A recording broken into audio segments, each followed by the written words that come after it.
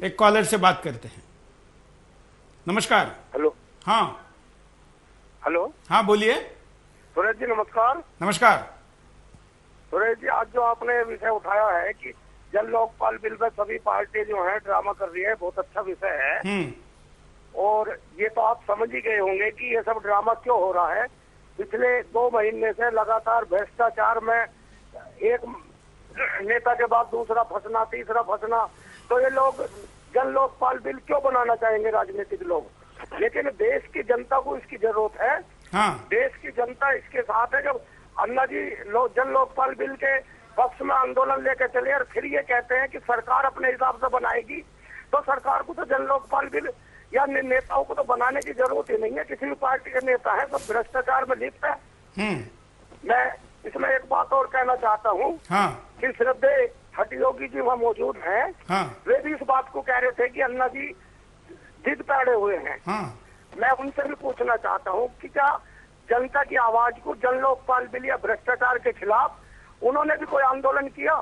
क्या उन्होंने भी सरकार से आवाज उठाई? या सीधे सीधे भ्रष्ट लोगों के पक्ष में ये कहना कि अन्ना जी अपनी जिद पे अड़े हुए हैं, फिर तो सरकार जन लोकपाल बिल बनाएगी, इसकी जरूरत क्या है?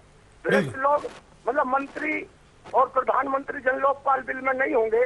आज हम देख रहे हैं कि जितने भी भ्रष्टाचार में जेल जा रहे हैं ये सभी लोग जो है मंत्री हैं, कहीं ना कहीं सरकार से जुड़े हैं।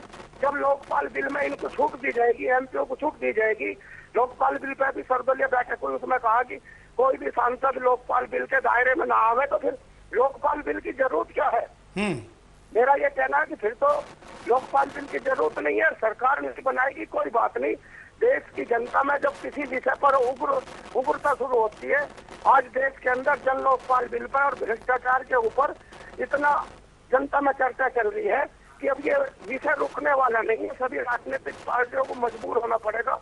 जन लोकपाल बिल तो जनता के अनुसार बनेगा, सरकार के अनुसार नहीं बनेगा।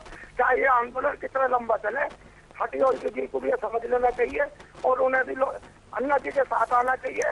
अन्ना जी से अलग वे कोई आंदोलन करें, सरकार के खिलाफ आंदोलन करें, क्योंकि या तो वे सरकार के पक्ष में बोल रहे हैं, नहीं तो सरकार के खिलाफ जनता के साथ खड़े हो। मेरा तो यही कहना है। धन्यवाद। बिल्कुल महाराज जी, आपको आह्वान किया है कॉलर ने कि हटयोगी जी खुद आंदोलन चलाए या अन्ना के पक्ष में खड़े हो, विरोध ना करें। नहीं, मैं अन्ना जी के पक्ष में नहीं हूँ, न विपक्ष में हूँ। अन्ना जी के लिए सिर्फ इतना ही है कि वो वयोवृद्ध हैं, फ्रीडम फाइटर हैं। उन्होंने जो सुझाव दिया है, एक देश के और परिवार के मुखिया के नाते उनके सुझावों पर संसद में चर्चा होनी चाहिए, चाहे वो सरकार है, सहयोगी दल है, चाहे विपक्ष है। और देश हित में, लोक हित में जो भी बात है, वो एक मसौदा तैयार हो, पारित हो, लागू हो ईमानदारी से, बस यही है। लेकिन अन्ना जी को बार बार जो बातें हम टीवी में सुनते हैं कि धरना शुरू हो रहा है, मुझे कोई गोली मार दे, मुझे, अरे भाई क्यों कोई गोली मारेगा? आपका अपना देश, गोली मारना अपना तो छोड़िए, समाज है। लेकिन दिग्विजय सिंह बोल रहे कि बाबा के साथ जो किया वही अन्ना के साथ करेंगे। नहीं, दिग्विजय सिंह हमें तो पता नहीं, तो दिग्विजय सिंह से पूछिए ना। लेकिन नहीं, आप दिग्विजय सिंह के इस बयान को किस तरीके से देखते हैं? नहीं, मैंने ये बयान सुना नहीं, तो मैं इसके बारे में क्या टिप्पणी दूं?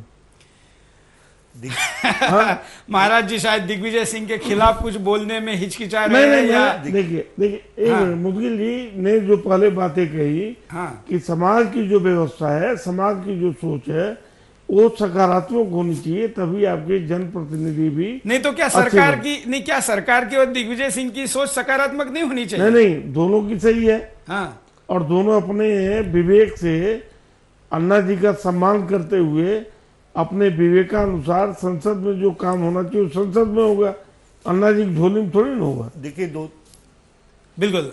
एक अगले कॉलर से बात करते हैं, उनकी राय लेते हैं। नमस्कार।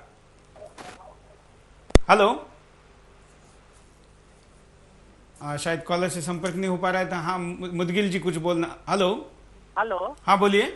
हाँ जी सुरेश जी नमस्कार। नमस्कार सर, मैं ये कहना चाह रहा हूँ, ये हाँ। जो महाराज जी बोल रहे हैं कि जिद नहीं करना चाहिए, तो मैं हेलो बोलते रहिए आप। हाँ, मैं ये कह रहा हूँ कि ये महाराज जी जो कह रहे हैं कि जिद नहीं करना चाहिए, तो कि देश की भलाई के लिए कोई एक आदमी देश के लिए अगर कुछ जिद कर रहा है तो इसमें गलत क्या है? बिल्कुल। आपके सवाल का जवाब भी महाराज जी थोड़ी देर में देंगे। मुदगिल जी कुछ बोलना चाह रहे थे। हाँ जी, हाँ जी। देखिए इस धन्यवाद संदर्भ कॉल में करने के लिए। इस संदर्भ में 2-3 बातें मैं क्लियर कर देना चाहता हूँ कि सिविल सोसाइटी या कोई भी लोग ये नहीं कह रहे कि संसद को इस सारी प्रक्रिया से अलग करना चाहिए।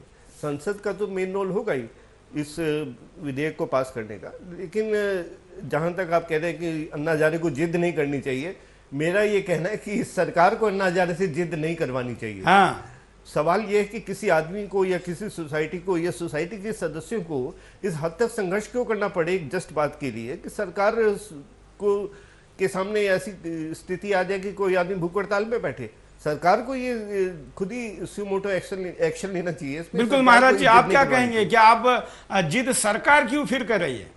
नहीं, सरकार और अन्ना के बीच में जो कुछ भी बात चल रही है और चलती आ रही है, उसमें तो मुझे ये लग रहा है कि दोनों पक्ष अपनी अपनी जगह सही है और उसका सही निर्णय संसद ही कर पाएगा, समय करेगा।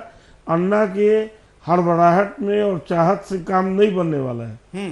और जवाबदेह जनता के लिए और देश के लिए संसद है और जनप्रतिनिधि है। तो मैं पहले भी कहा, फिर कह रहा हूं कि संविधान और संसद से बड़ा न अन्ना है, न मैं हूं, न मुदगिल जी है, न कोई है। चलिए, संसद से तो बड़ा कोई है, इस पर बहस हम नहीं कर रहे हैं, लेकिन इस विषय पर हमारे साथ एक और कॉलर जुड़े हैं, उनकी प्रतिक्रिया लेते हैं। नमस्कार। नमस्कार, मिश्रा बात कर रहा हूँ पूना से। बोलिए मिश्रा जी। क्या है, ये जो आपने मुद्दा उठाया बहुत अच्छा मुद्दा है, क्योंकि पहले मैं हाटी योगी जी से बात करना चाहूंगा। हाटी योगी जी जो है क्या कांग्रेस के जो है प्रवक्ता की हैसियत से बात कर रहे हैं या फिर मतलब जो है इस पे बोलने के लिए आए हैं? बिल्कुल, आपका जवाब वो देंगे, आप अपनी बात को रख दीजिए। हाँ, ये जो है हर राजनीतिक पार्टी नहीं चाहती है, सिर्फ कांग्रेस और उसके जो सहयोगी दल हैं वो इसका विरोध कर रहे हैं। जबकि अटल जी जब प्रधानमंत्री थे, उन्होंने कहा था कि प्रधानमंत्री को इसमें इस दायरे में आना चाहिए। बिल्कुल, सबसे ज्यादा डर यहाँ कांग्रेस को है, अन्य दूसरी पार्टियों की अपेक्षा। बिल्कुल, आपके सवाल का जवाब भी महाराज जी यहाँ पर देंगे, लेकिन हम यहाँ पर अन्ना हजारे की बाइट आपको दिखाते हैं कि वो क्या कहते हैं। और हमारी मांगे ये है कि आज देश में भ्रष्टाचार इतना बढ़ गया है कि हर एक आदमी को अपना जीवन जीना मुश्किल हो रहा है। इसलिए हम चाहते हैं कि लोकपाल बिल जो भ्रष्टाचार को कंट्रोल कर सकता है, वो लोकपाल बिल सरकार के अधीन नहीं रहेगा, उसको स्वायत्तता दी जाए और पनिशमेंट देने के पूरे अधिकार वो स्वायत्तता संस्था को होगा। आज पूरे सरकार के अंडर में ये भ्रष्टाचार को कंट्रोल करने वाली कमेटियां है, इसके कारण भ्रष्टाचारियों पर असर नहीं हो रहा, ना किसी को पनिशमेंट मिल रहा। अन्ना हजारे की बात आपने सुनी।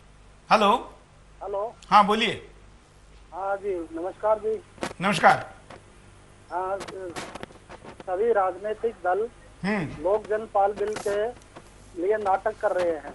हाँ, वे नहीं चाहते कि जब लोकपाल बिल पास हो, हाँ, क्योंकि कोई भी नेता ये नहीं चाहता कि उसकी पावर कम हो। हाँ, ये कभी नहीं चाहेगा कि वो जन लोकपाल बने।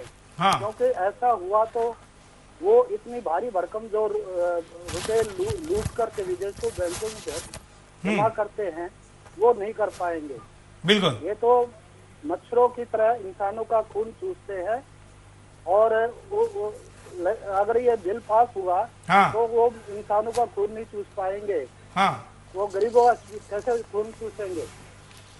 बिल्कुल। तो इसलिए वो नहीं चाहते इस तरह का। हाँ, अगर कोई उनकी वेतन वृद्धि की बात होती तो शायद है सभी राजनीतिक एक दल हो जाते हैं। बिल्कुल, धन्यवाद। हम यहाँ पर अन्ना हजारे जी और रामदेव बाबा ने जिनको कुटिल कहा था, उस कपिल सिब्बल की बाइट देखते हैं, वो क्या कहते हैं। कपिल सिब्बल की बाइट।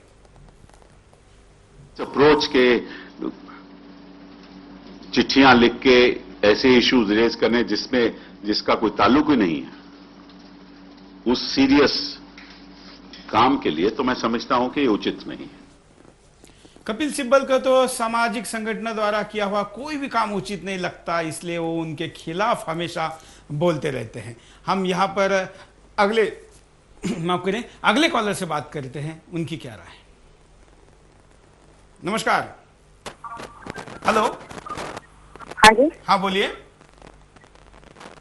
हाँ जी, मुझे ये कहना है, हाँ, लोकपाल बिल पे जो चल रहा है और जो मंत्री उसमें शामिल किए गए हैं, एक आरोप आ चुका है।